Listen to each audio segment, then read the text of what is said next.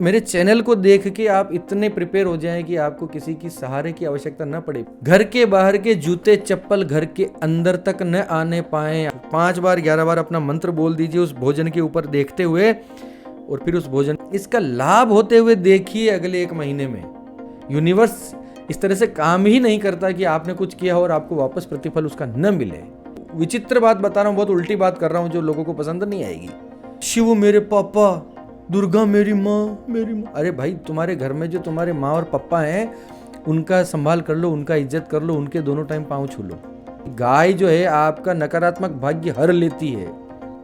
पूरे दिन किस्मत को कोसते जो रहते हैं, जो बच्चों को अपने कोसते रहते हैं, जो अपने आसपास के वातावरण को कोसते रहते हैं, निंदा करते रहते हैं, उनका भाग्य कभी नहीं चमक सकता। वो उनका ऑरा खराब होता जा रहा है। लोगों का इफेक्ट जो है उनके लोगों का जो है इफेक्ट उनके जीवन पे पड़ेगा ही पड़ेगा। नकारात्मकता आएगी ही आएगी कि मेरी माँ है, मेरे साथ देगी। पूजा पाठ नहीं करते, गालियाँ बको भगवान को, ठीक है जो करना है करो। एक चुटकी सेंधा नमक डाल दीजिए, 2 4 5 बूंद 10 बूंद नींबू की डाल दीजिए, बस। हफ्ते में 1 दिन 2 दिन। जिन्होंने जागते हुए अंधेरा ज्यादा देखा है, रोशनी कम देखी है। नजर एक ऐसी चीज है जो भगवान की प्रतिष्ठित मूर्तियों को भी नहीं छोड़ती है। मूर्तियां तरक जाती हैं नजर से। प्लीज इसको आप हल्के में मत लीजिएगा, ये बहुत इंपॉर्टेंट टॉपिक है। आपकी लाइफ में बहुत सारी आधी प्रॉब्लम से खत्म कर देगा ये वीडियो।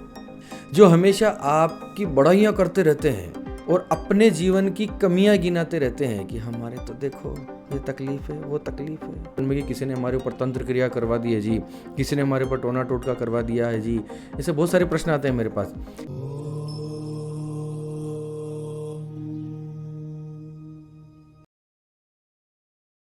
अमोघ शक्ति देखने वाले सभी दर्शकों को पंडित अखिलेश ओदेची का प्रणाम। नमन मित्रों, बहुत ही कॉमन सब्जेक्ट पर बात कर रहे हैं, लेकिन बहुत ही तीव्र, बहुत ही घातक जो सिद्ध हो सकता है आपके जीवन में। और जो मेरे पास क्लाइंट आते हैं उनके अनुभवों को लेकर भी मैं ये दावे के साथ कह सकता हूँ कि ये समस्या हर घर में किसी न किसी रूप में होगी। हर दूसरे घर में ये समस्या बनती है नज़र लगने की।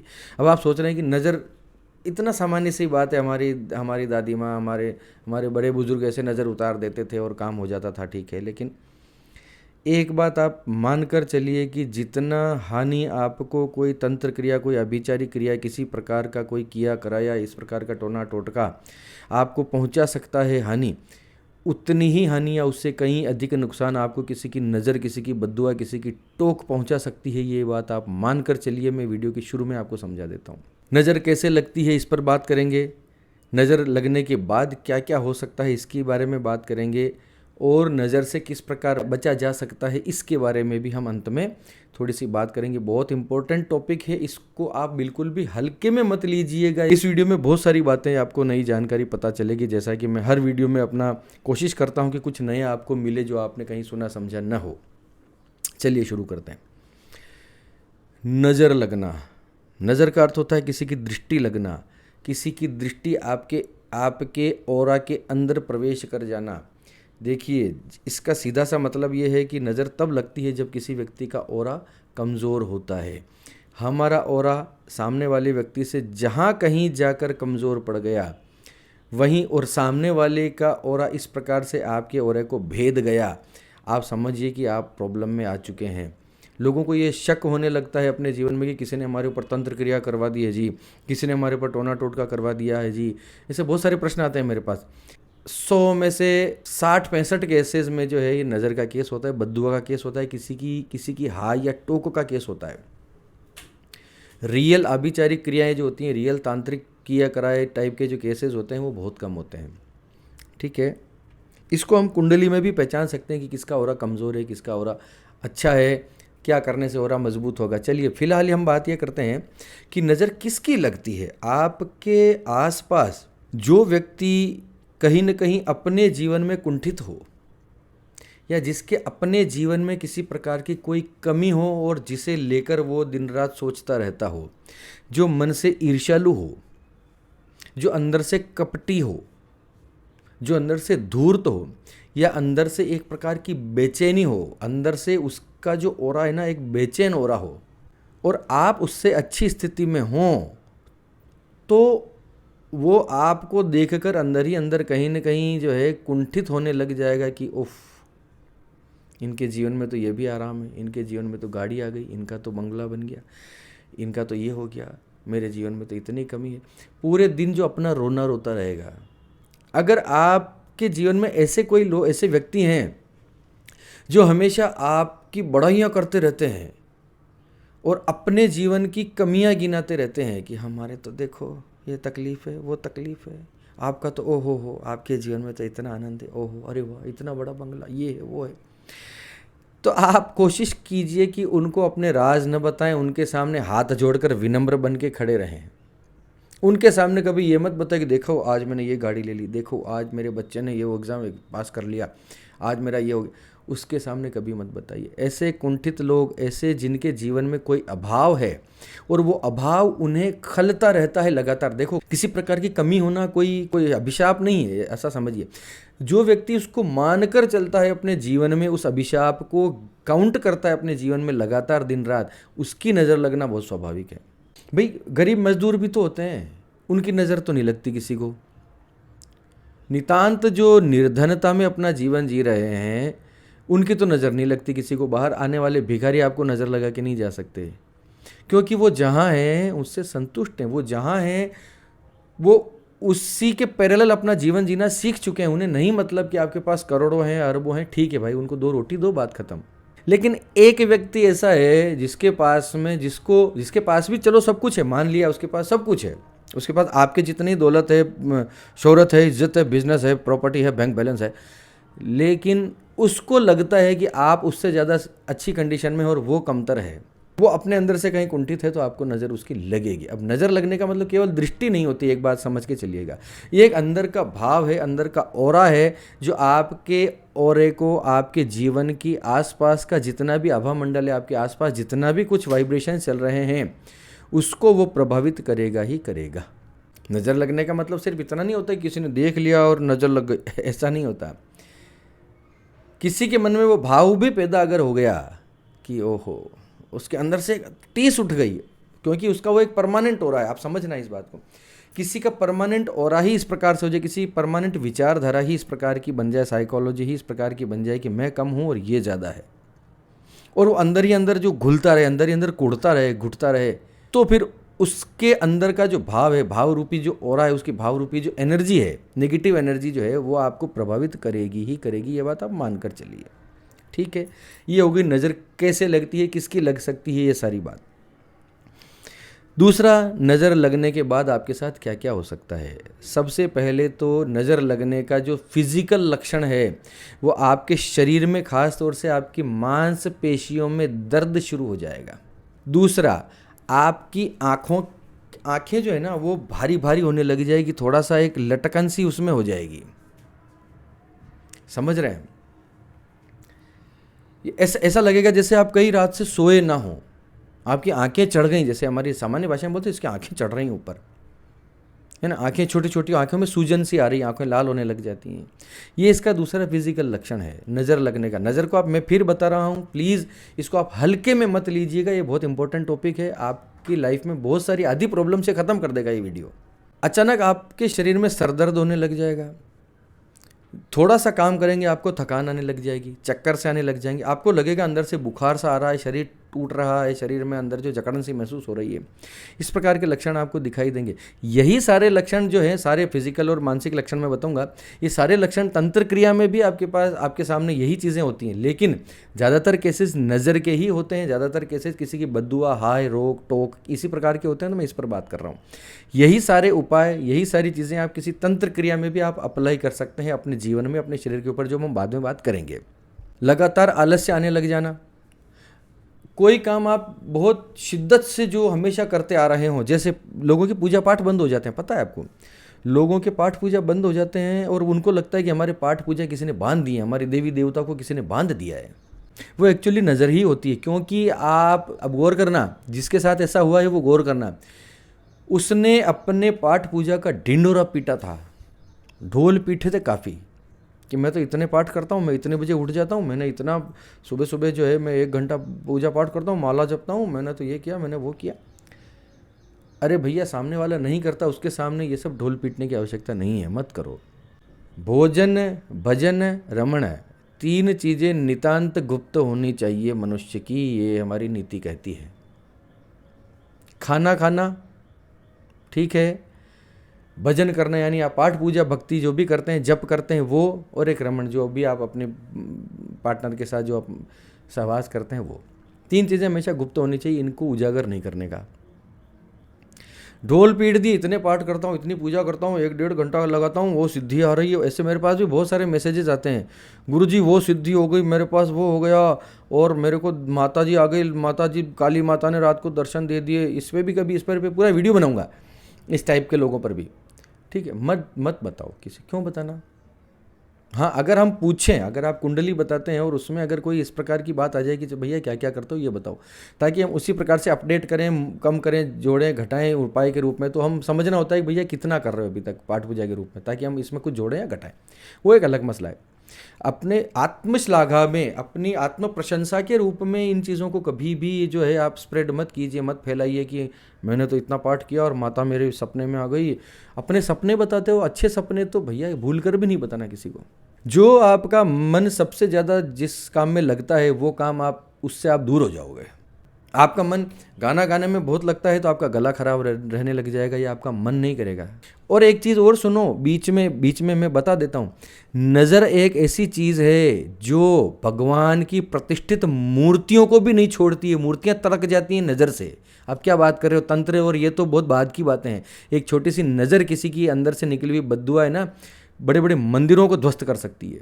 बहुत बड़े बड़े टोने टोटकों की जरूरत नहीं है, किसी के अंदर से निकली हुई हा है, किसी के अंदर से निकली हुई आ है, ये जीवन खराब कर सकती है। मैंने बहुत सारे केसेस देखे हैं ऐसे, जिनके लोग बहुत बहुत गुणगान करते थे कि अरे ये नहीं, इनके जीवन में तो ये है, वो है, आनंद हो गया, ये बच्चे भी बढ़िया हैं, सब कुछ है, विदेशों में सेटल हैं, ऐसा है वैसा है, ये है वो है। उनको मैंने अर्श से फर्श पर आते हुए देखा है, एक नज़र के कारण। लोगों की बद्दुआएं लगती हैं, भैया सब ढोल मत पीटो। ठीक से नींद नहीं आएगी रातों को, आंखों में भारीपन रहेगा, सिर में भारीपन रहेगा, चिड़चिड़ापन रहने लग जाएगा। थोड़े दिनों में आप जो है गुस्सेल स्वभाव आपका होने लग जाएगा, गुस्सा करने लग जाएंगे, किसी से बात करना आपको अच्छा नहीं लगेगा, अकेलापन आपको अच्छा लगने लग जाएगा। अगर हेवी कुछ नज़र हुआ है, अगर कुछ एक्सट्रीम कुछ हो रहा है तो ये चीज़ें होंगी। एक तंद्रा सी पूरे दिन भर में बनी रहेगी, बात बात पर यूँ लगेगा जैसे लेट जाऊँ, पसर जाऊँ, सो जाऊँ, जबकि आपने पूरी रात नींद निकाल ली है, फिर भी आपको लगता है कि अभी और दिन में और सो जाऊँ। ये नज़र के लक्षण है।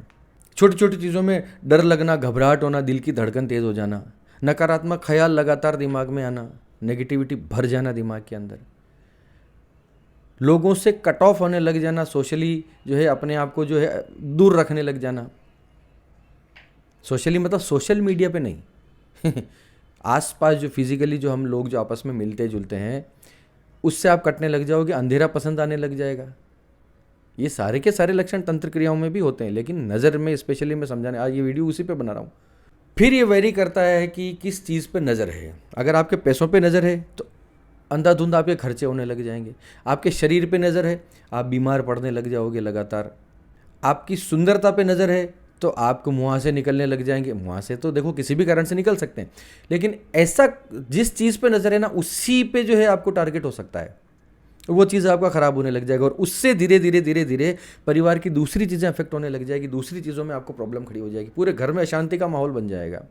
2 सदस्यों का झगड़ना, घर में प्रेम और स्नेह का वातावरण धीरे धीरे खत्म होने लग जाना, ये इसके प्रमुख लक्षण हैं, आप याद रखिए।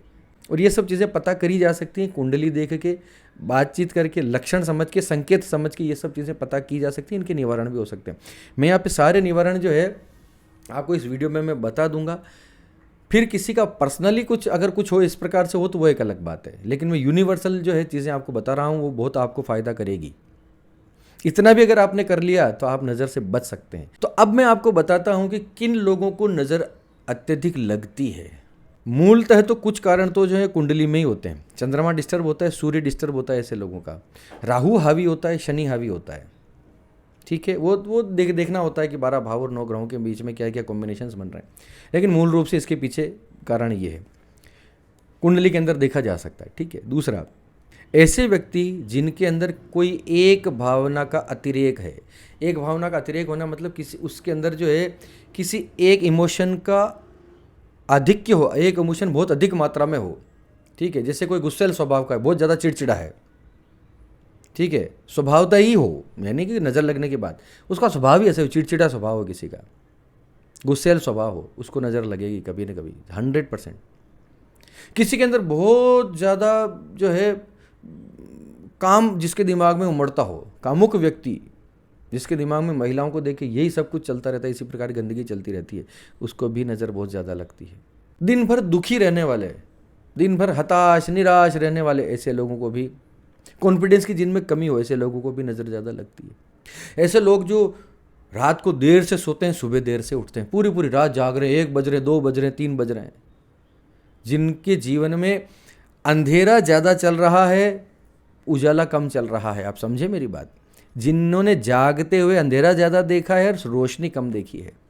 जिस व्यक्ति को 10 बजे सो जाना चाहिए, वो रात को 2 बजे 3 बजे तक जाग रहा है, यानी 4-5 घंटे का अंधेरा ज़्यादा कंज्यूम कर लिया। अब उठेगा तो लेट ही, स्वाभाविक सी बात है, नेचुरली लेट उठेगा, 8 बजे 9 बजे 10 बजे उठेगा, 4-5 घंटे की रोशनी उसके जीवन में कम हो गई।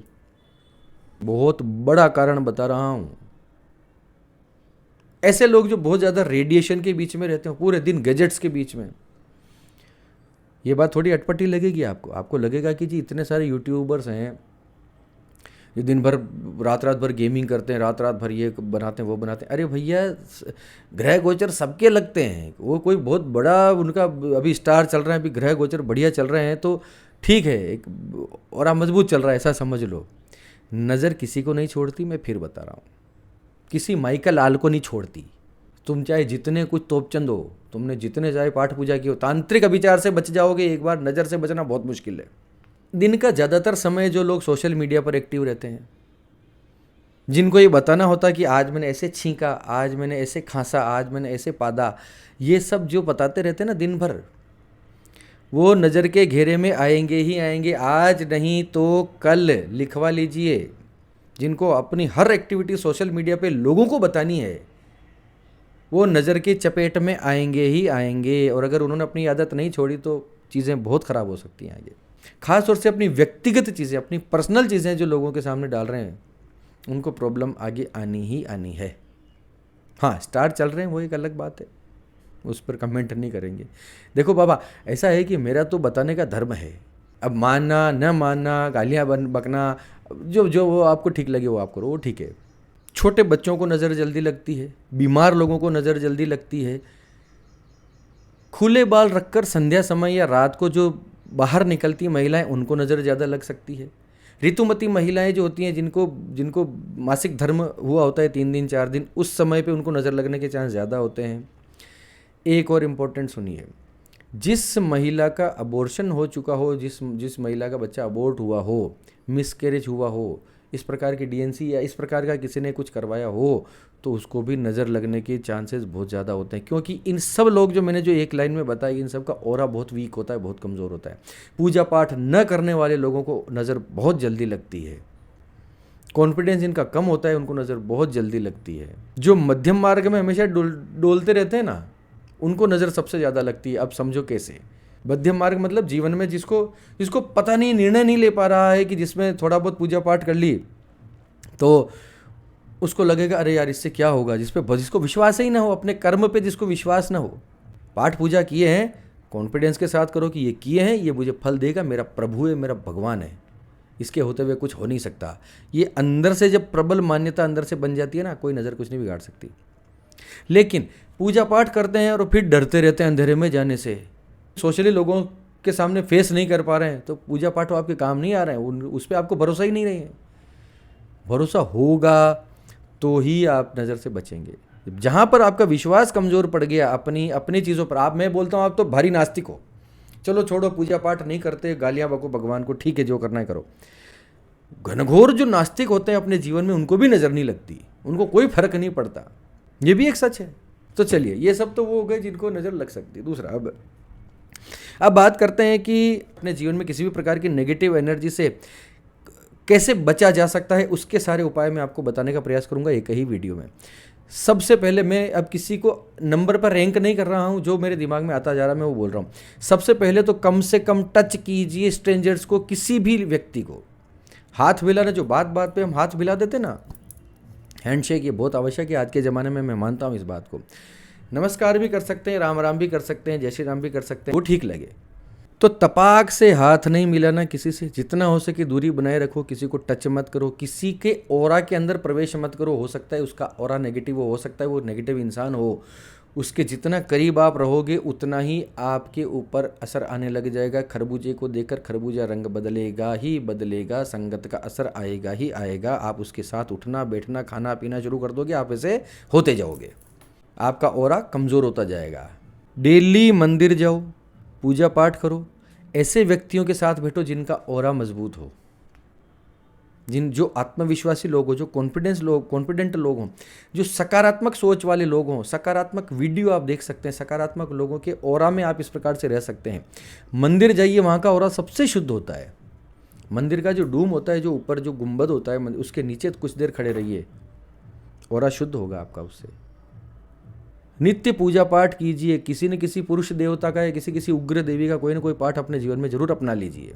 हनुमान जी का, विचित्रवीर हनुमान जी का हुआ, पंचमुखी हनुमान जी का हुआ, इसी प्रकार का कोई पाठ या स्तोत्र पाठ या मंत्र या पूजा, या उन पर विश्वास करना भी जो है आपको नज़र से बचा सकता है। कोई पाठ न भी कर पाए, संस्कृत अच्छी नहीं है, कोई बात नहीं, उन पर भरोसा करके रखिए कि मेरी माँ है, मेरे साथ देगी।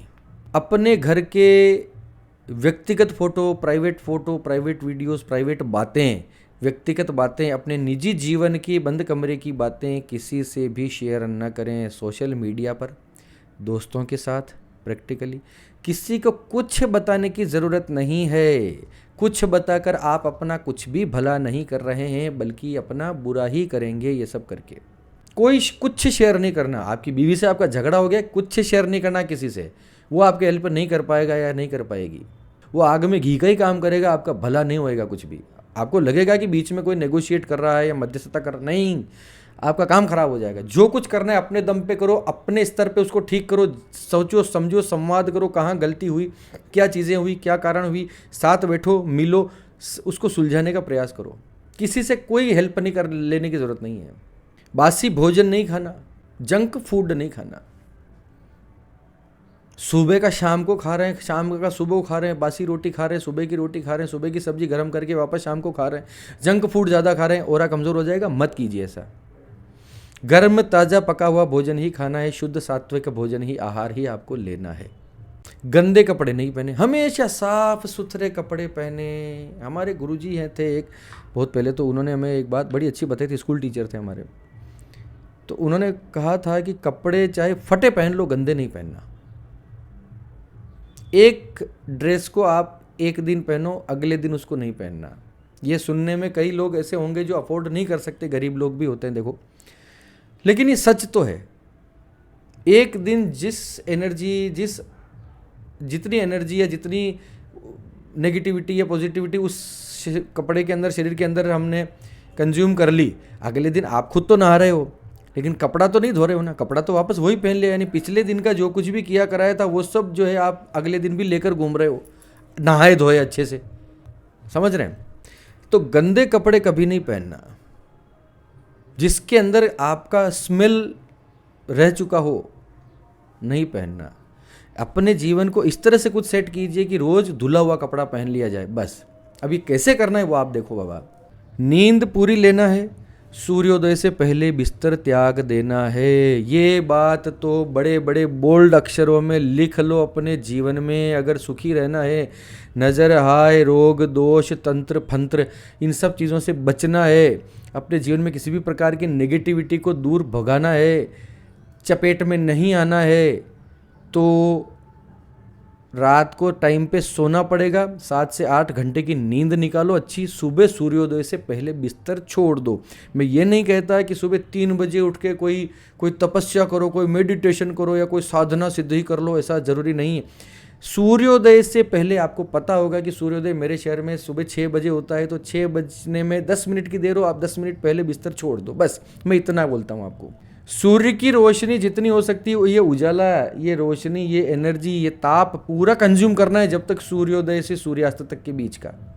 आपके शहर में कोई ऐसा पिरामिड नुमा जगह हो जिसके नीचे आप बैठ सकें तो बहुत सुंदर, नहीं तो मंदिर के डूम के नीचे, मंदिर के गुंबद के नीचे बैठकर थोड़ी देर मेडिटेशन करने की, कोई मंत्र जाप करने की, कोई स्तोत्र पाठ करने की आप आदत डाल लीजिए। ये आपके ऑरा को कई गुना बढ़ा देगा।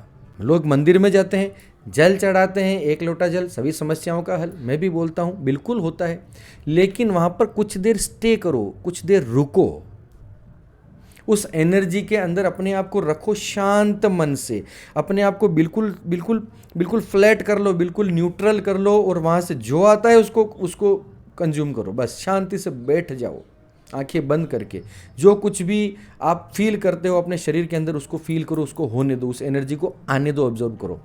गुंबद के नीचे, उस परिसर के अंदर जितना पुराना मंदिर होगा उतनी एनर्जी उसकी ज़्यादा होगी। जितनी ज़्यादा किसी मंदिर में पूजा पाठ ज़्यादा होते होंगे, टाइम टू टाइम जहाँ पर आरती पूजा पाठ सेवा पूजा जो चलता होगा, जितने ज़्यादा लोग जिस मंदिर में जा रहे होंगे उस मंदिर की एनर्जी अपने आप ज़्यादा गाढ़ी होने लगती है। तो वहाँ पर रहना, वहाँ पर स्टे करना, वहाँ पर एनर्जी कंज्यूम करना आपके लिए बहुत फ़ायदेमंद है। और इसी में इस तरह से फिजिकली हम देखें तो कई उपाय इस तरह से हैं, जैसे कोई जेम स्टोन अगर आप पहनना चाहते हैं तो कैट्स आई बहुत अच्छा स्टोन है, टाइगर्स आई बहुत अच्छा स्टोन है जिनको आप पहन सकते हैं नज़र दोष से बचने के लिए। हकीक, सुलेमानी हकीक इसके लिए बहुत अच्छा है। रुद्राक्ष बहुत अच्छे हैं, क्रिस्टल्स हैं। ये कुंडली के अनुसार आप जो है कंसल्ट करवा सकते हैं कि कौन सा आपको सूट करेगा, ज़्यादा बेहतर है आपके लिए। नज़र से बचने के लिए, नज़र से बचने के लिए बहुत सिंपल सा एक जेम स्टोन आप सभी पहन सकते हो अपने परिवार में, फैमिली में, वो आपको बचा के रखेगा। आप मानो तो बहुत अच्छी बात है, ना मानो तो भी ठीक है। इतने सारे उपाय दूसरे भी तो बता ही रहा हूँ। जितना हो सके पेड़ पौधे लगाएं, पेड़ पौधों के पास रहें। ये बहुत एक कमाल की बात बता रहा हूँ, याद रखिएगा इसको। पेड़ पौधे ऑक्सीजन छोड़ते हैं, हम कार्बन डाइऑक्साइड छोड़ते हैं। पेड़ पौधों के पास जितना रहोगे आपके कार्बन डाइऑक्साइड वो ले लेंगे, आपको ऑक्सीजन दे देंगे। यानी आपकी प्राणवायु, आपकी प्राण शक्ति बढ़ाने के लिए पेड़ पौधे वृक्ष जो है बहुत इंपॉर्टेंट है। उनके बीच में जितना रहोगे, उनकी जितनी सेवा करोगे, जितना पेड़ पौधे उगाओगे, उतना आपके लिए अच्छा है। आपकी ऑरा बहुत मजबूत हो जाएगा, आपको नज़र लगने के चांस बिल्कुल कम हो जाएंगे। यही बातें गौ माता पर भी लागू होती है। गौशाला में रहने वाले, गोबर उठाने वाले, गायों की सेवा करने वाले ऐसे लोगों को नजरें नहीं लगती। ऐसा हमारी स्मृतियाँ, हमारे शास्त्र बोलते हैं कि गाय जो है आपका नकारात्मक भाग्य हर लेती है। गौ माता ऐसे ही नहीं कहा जाता उसको, आपकी नेगेटिविटी को हर लेने का काम गौ माता करती, जो कि आजकल कुत्तों के लिए फेमस किया जा रहा है कि कुत्ते आपका ये हर लेंगे, वो अरे कुछ नहीं हरते कुत्ते। जिस घर में कुत्ते पलते हैं वहाँ के पितर वहाँ का अन्न ग्रहण नहीं करते, पता है आपको? हमारे शास्त्र तो ये बोलते हैं।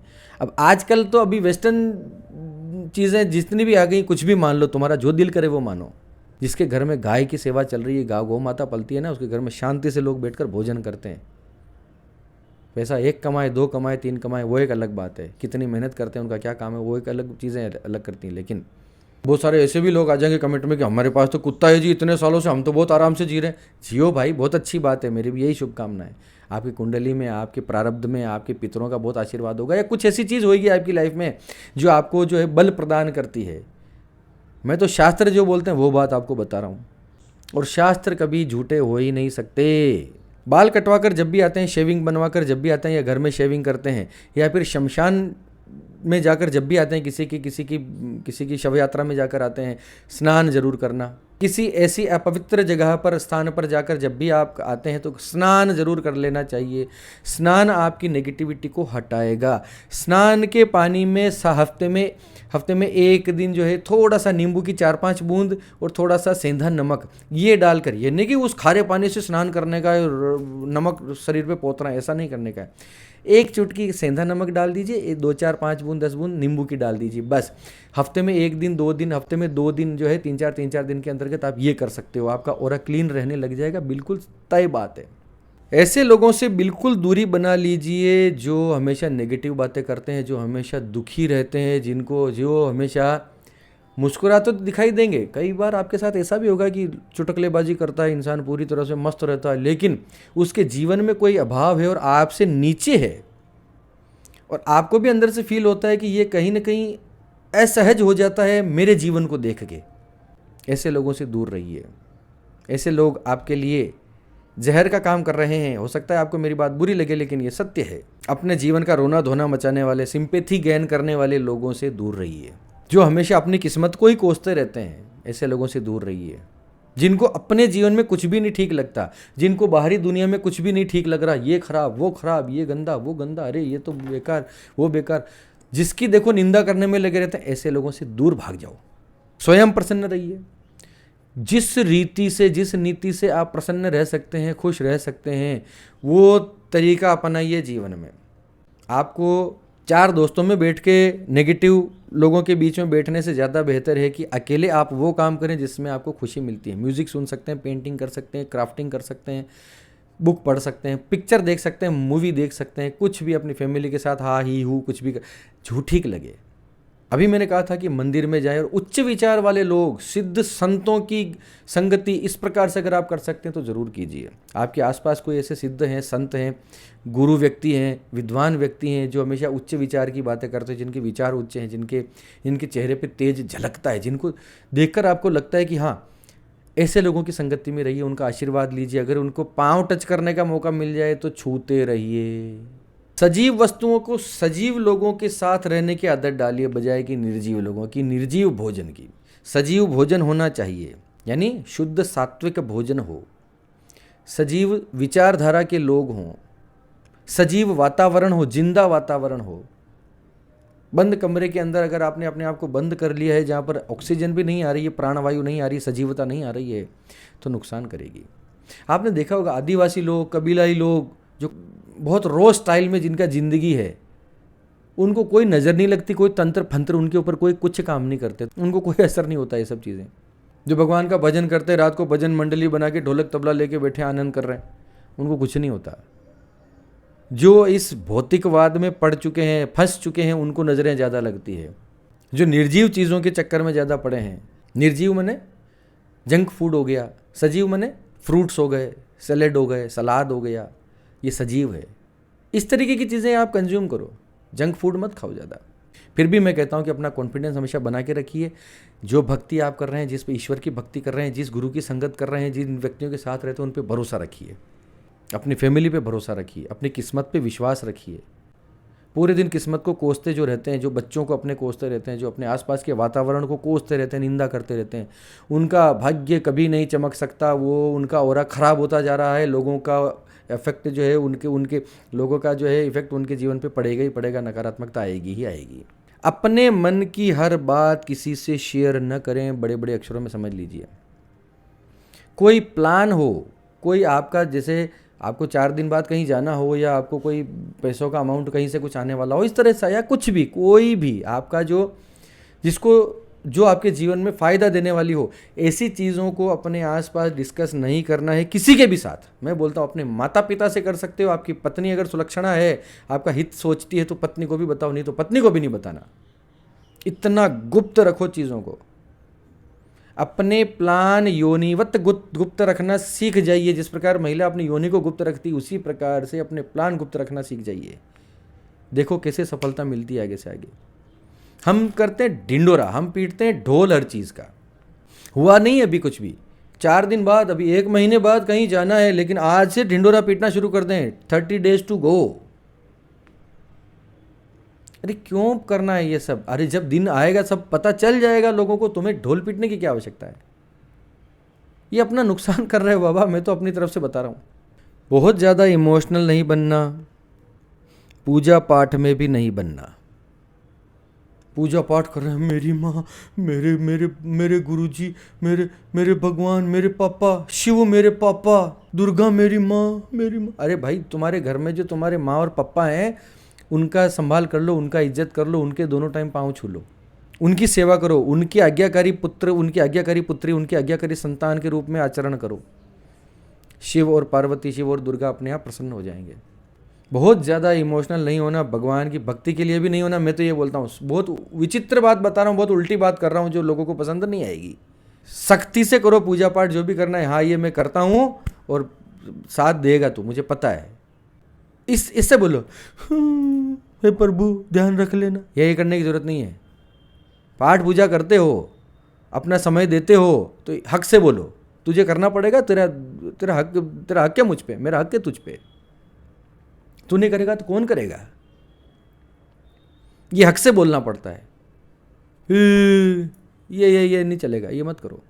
बहुत उल्टी बात बता रहा हूँ, हो सकता है आपको बुरी लग जाए, लेकिन हाँ, इसके लिए आपको पहले कुछ देना पड़ेगा, आपको कुछ करना पड़ेगा उनके प्रति। है नहीं कि ऐसे मन में बैठे हैं और करते धरते कुछ है नहीं, एक माला फेरने का काम नहीं, पाठ पूजा कुछ करते नहीं और धौंस जमा रहे हो भगवान के ऊपर। तो सबसे पहले भगवान को कोसना तो बंद ही कर दो आज से। ये जीवन संसार सागर है, ये भव सागर है, ये कर्म सागर है, ये मृत्यु लोक है। मृत्यु लोक है यानी नश्वर है, मृत्यु को प्राप्त होगा सब कुछ, सकल है, सब कुछ नष्ट होना ये अवश्यंभावी है, ये तय बात है।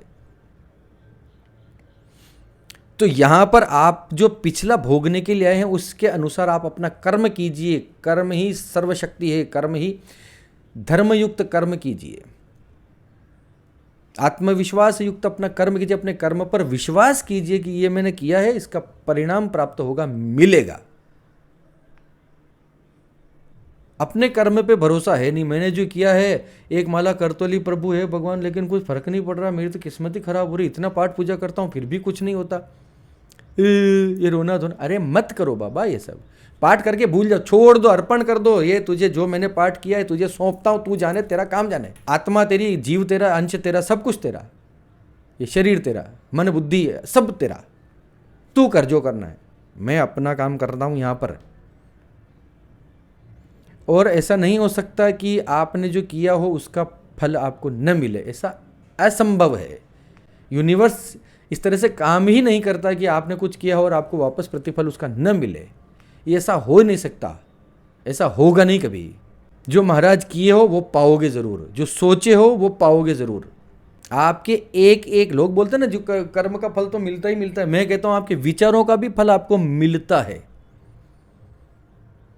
आप जिस प्रकार से इस जीवन को सोचते हो ना, जो हमारे दिन भर में 60-66,000 70,000 जो थॉट्स आते हैं आम ह्यूमन के, वो विचार भी आपको कहीं ना कहीं ले जाने का काम कर रहे हैं। इसीलिए तो ध्यान और बड़े बड़े ध्यानी ज्ञानी जो संत हैं, जो जो योगी महायोगी हुए हैं, उन्होंने इस निर्विचारता को प्राप्त कर लिया, इस निर्विचार अवस्था को प्राप्त कर लिया।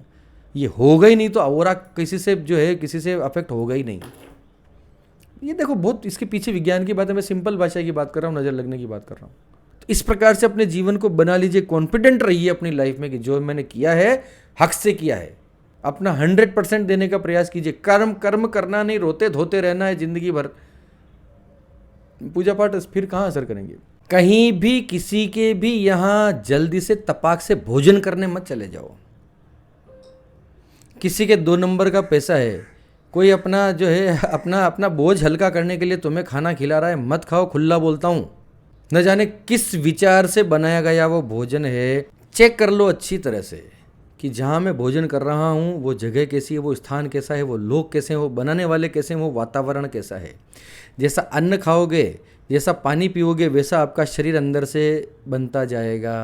कम भोजन करो, इतना भोजन करो कि आपके शरीर को चलाने के लिए आवश्यक हो। ठूसो मत, पनीर देखे के हड़बड़ाओ मत, है ना। अभी क्या खाना चाहिए क्या नहीं खाना चाहिए वो तो एक अपनी पसंद नापसंद अलग बात है, लेकिन शुद्ध सात्विक खाओ, सात्विक हाथों से बना हुआ खाओ।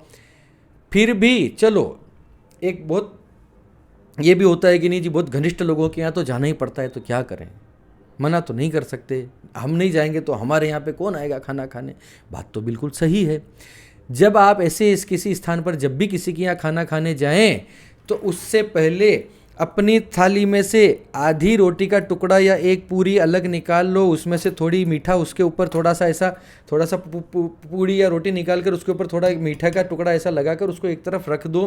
भगवान को हाथ जोड़ लो कि प्रभु ये पहले आपको भोग लगाया, पहले आप पाओ। प्रभु जहाँ बैठे हो वहीं पे भगवान को मन ही मन स्मरण कर लो। बैठे हो तो हाथ जोड़ लो, खड़े हैं हाथ में थाली है तो हे प्रभु, ऐसे मन मन में ऐसा 5 सेकंड का काम है, हे प्रभु इसको आप पाओ, भोजन को मैं आपका झूठा प्रसाद मैं खाऊंगा, अभी फिलहाल पहले आप पाओ। इतनी देर में इसमें कितना लगता है, एक पूड़ी अलग निकाल लो, फिर अंत में उसको किसी कुत्ते को गाय को दे दो बाद में। हर चीज़ का रास्ता भी बताता जा रहा हूँ।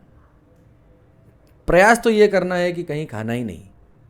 फिर भी अगर ऐसी स्थिति भी आ ही गई कि जहाँ पर हम तो न तो भोजन को हम भगवान को प्रसाद चढ़ाएंगे, जी मैं तो भयानक नास्तिक हूँ लेकिन नज़र से भी बचना है, खाना भी ज़रूरी है, क्या करें। जहाँ पर खाने जाते हो वहाँ पर कोई ना कोई उस व्यक्ति को गिफ्ट दे दो, कोई भेंट दे दो, या जो है शगुन का लिफाफा दे दो, जो कुछ भी, फ्री में मत खा के आओ। मैंने सारे रास्ते बता दिए, जो ठीक लगे वो कर लेना। घर पर भी जो भोजन बना रहे हो, जो महिलाएं भोजन बनाती हैं, भोजन बनाते समय कोई मंत्र जपिए, कोई भगवान का नाम लेते जाइए, राम राम राम राम राम राम, शिव शिव शिव शिव शिव शिव, कृष्ण कृष्ण कृष्ण कृष्ण, कुछ भी श्री राम जय राम ये बोलते हुए भोजन बनाइए और पूरे घर को खिलाइए। प्रसाद रूप हो गया, उसमें शुद्ध सात्विक एनर्जी चली गई। इसका लाभ होते हुए देखिए अगले 1 महीने में। खुद जो भोजन लेकर बैठते हैं, शिव शिव शिव शिव शिव 5 बार 11 बार अपना मंत्र बोल दीजिए उस भोजन के ऊपर देखते हुए, और फिर उस भोजन को ग्रहण कर लीजिए। अभिमंत्रित भोजन हो गया भाई। छोटी छोटी चीजें, ये सारे नियम पालन कर लो, किसी पंडित की जरूरत नहीं पड़ेगी, कोई नजर उतारने की जरूरत नहीं पड़ेगी। बताऊंगा नजर कैसे उतारना है। घर के बाहर के जूते चप्पल घर के अंदर तक न आने पाए। आजकल तो ये रूटीन बन गया है लोगों का, एक बन गया है तो बन गया है, तो लोग तकलीफ में भी हैं तो तकलीफ में भी हैं, क्या किया जाए। बाहर की धूल, बाहर की एनर्जी, बाहर की गंदगी घर के अंदर न आने पाए। मुख्य रूप से रसोई में तो भूल कर मत ले जाना, बेडरूम में भूल कर बाहर की चप्पल जो नहीं आनी चाहिए। आपके घर के अंदर आपको नंगे पांव नहीं रहा जाता, वैसे तो नंगे पांव ही रहना चाहिए घर के अंदर, जितना हो सके नंगे पांव घूमो, चप्पल नहीं पहनना चाहिए। फिर भी ऐसा लगता है कहीं कि एड़ी में दर्द होता है लोगों के, तो महिलाओं के ऐसे प्रॉब्लम्स होती हैं, यूरिक एसिड बढ़ जाता है, कोई भी कारण हो सकता है जो भी। तो नरम चप्पल, आप घर की चप्पल बिल्कुल सात्विक अंदर ही रखिए। कपड़े की चप्पल भी आती है, लकड़ी की भी आती है, बांस की भी आती है, खपच्चियों की, तो इस प्रकार की चप्पल आप पहन सकती हैं। नरम ऊन की चप्पल भी होती है, नरम आजकल बहुत सारी चीज़ें होती हैं, उसको बाहर नहीं ले जाना, बाहर की चीज़ अंदर नहीं लाना। तो ये इतना सब कुछ था। मेरे ख्याल से मैंने बहुत सारी चीज़ें मैंने कवर कर ली हैं। फिर भी आपको लगता है मुझसे कुछ छूट गया हो तो आप कमेंट बॉक्स में ज़रूर अपनी राय रखिएगा। मेरा सिर्फ इतना है यूट्यूब के ऊपर कि मैं जितना हो सके वैल्यू ऐड कर दूं आपके जीवन में। मेरे चैनल को देख के आप इतने प्रिपेयर हो जाएं कि आपको किसी की सहारे की आवश्यकता न पड़े। फिर भी कुछ समस्याएं ऐसी होती हैं वास्तव में जिनमें डिस्कशन बहुत आवश्यक होता है, कोई रास्ता नहीं सूझता, तो फिर कुंडली का एनालिसिस और ये सब चीज़ें आवश्यक होती हैं। तो इसके लिए जो है आपको ठीक लगता है तो यहाँ पर मैंने नंबर दे रखे हैं, उस पर व्हाट्सएप मैसेज कर दीजिए, अपनी डिटेल अपना प्रश्न भेज दीजिए, उसके हिसाब से जो भी होगा हम आगे जो है आपको आगे निर्देश मिल जाएंगे, हमसे संपर्क कर सकते हैं। फिर भी ऐसा मत समझिए कि मैं अपना प्रचार करने बैठा हूँ, अपनी मार्केटिंग करने बैठा हूँ या अपना नंबर दे दिया और अब बात करो मुझसे और पैसा चुकाओ, कोई ज़रूरत नहीं है। मेरे पिछले वीडियो जितने मैंने 700 वीडियो डाल रखे हैं, हर किसी के काम का कुछ ना कुछ उसमें मिल ही जाएगा। तो बस इतना ही था, और जीवन में सुखी रहिए, शांति बनाए रखिए, अपने विचारों को काबू में रखिए, अपने इमोशंस को कंट्रोल में रखिए, शांत रहिए, सुख में सुखी नहीं, दुख में दुखी नहीं, न्यूट्रल होकर अपना जीवन जीने का प्रयास कीजिए, भगवान का नाम लीजिए, अपना कर्म पूरी ईमानदारी से कीजिए, अपने बच्चों को प्यार से रखिए, कन्याओं का सम्मान कीजिए, महिलाओं का सम्मान कीजिए। बस इतना ही। इसी के साथ आप सबके मंगल की कामना करता हुआ मैं पंडित अखिलेश उदिच्य आपसे विदा लेता हूँ। धन्यवाद। सर्वे भवन्तु सुखिनः।